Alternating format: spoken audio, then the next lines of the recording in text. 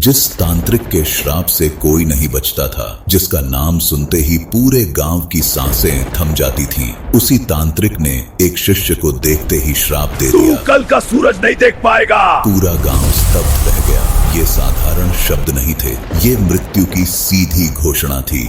दिन का समय था। समर्थ गुरु रामदास जी का एक शिष्य भिक्षा लेने गांव पहुंचा था। वह घर घर जाकर शांत स्वर में पुकार रहा था, समर्थ गुरु की जय, भिक्षाम देहि।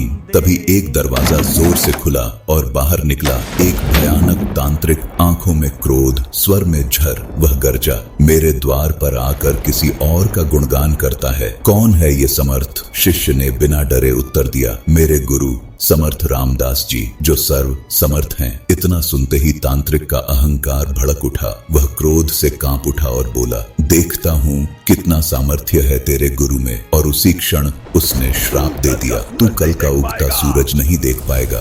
गांव में सन्नाटा छा गया। लोग फुसफुसाने लगे, इस तांत्रिक का श्राप कभी व्यर्थ नहीं जाता।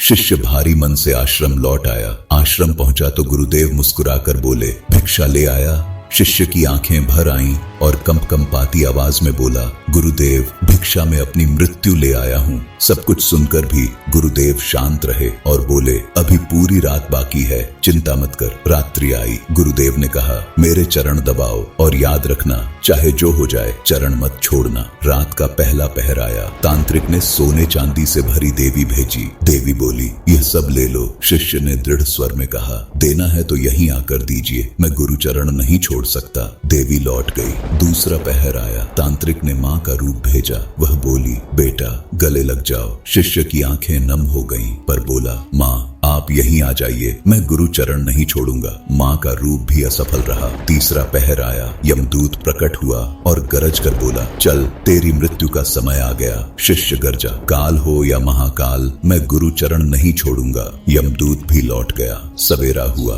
पक्षी चहचहाए, सूरज उग आया। गुरुदेव उठे और मुस्कुरा कर बोले, अरे तुम तो जीवित हो। शिष्य चरणों में गिर पड़ा और आंसू बहते हुए बोला, जिसके सिर पर गुरु का हाथ हो उसे मृत्यु भी छू नहीं सकती।